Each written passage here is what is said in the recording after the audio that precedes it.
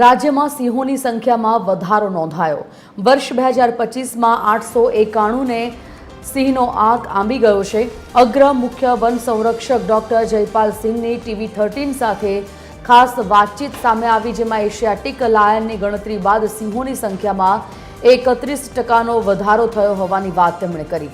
કહ્યું કે આ વર્ષે 57% સિંહ સંરક્ષિત વિસ્તારમાં જોવા મળ્યા। આગામી દિવસોમાં સંરક્ષિત વિસ્તારમાં વધારો કરવા માટે વિચારણા કરવામાં આવશે।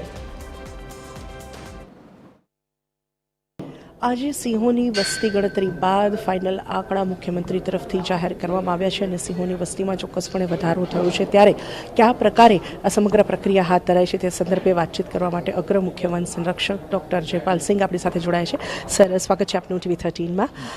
સૌથી પહેલો સવાલ, સર, વસ્તી ગણતરી કરવામાં આવી સિંહોની, કઈ એવી આધુનિક પદ્ધતિ કે જેના આધારે આ ગણતરી થઈ?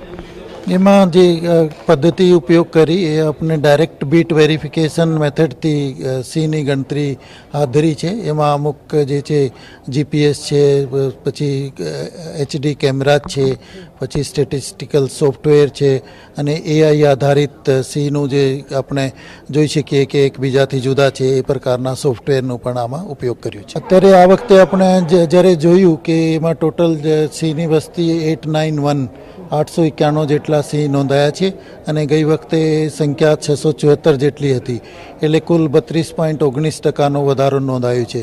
સર, છેલ્લો સવાલ, ઘણી વખત એવું બનતું હોય છે કે સિંહો છે તે શહેરી વિસ્તાર તરફ જતા રહેતા હોય છે, આ માટે કયા મુખ્ય એવા કારણો માનો છો અને આ માટે સંરક્ષિત વિસ્તાર વધારવો પડે સિંહોનો, એવું નથી લાગતું?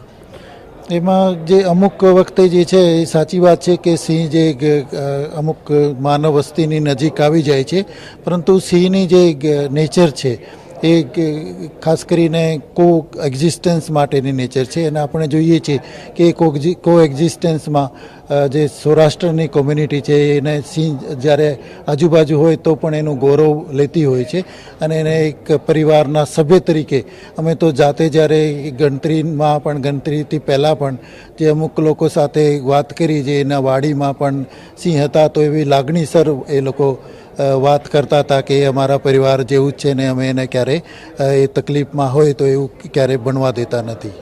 તો આ હતા જયપાલ સિંહ, જેમનું કહેવું છે કે જે પ્રકારે આ વખતે 891 જેટલા જે સિંહોની વસ્તી નોંધાઈ છે તેના સંદર્ભમાં હવે 57% જેટલા જે સિંહો છે તે સંરક્ષિત વિસ્તારમાં આ વખતે સામે આવ્યા છે અને આગામી દિવસોમાં જે સંરક્ષિત વિસ્તાર છે તેમાં વધારો કરવા માટે પણ વિચારણા કરવામાં આવશે। કેમેરામેન રાહુલ જાદવ સાથે સોનલ રડગટ, TV13, ગાંધીનગર।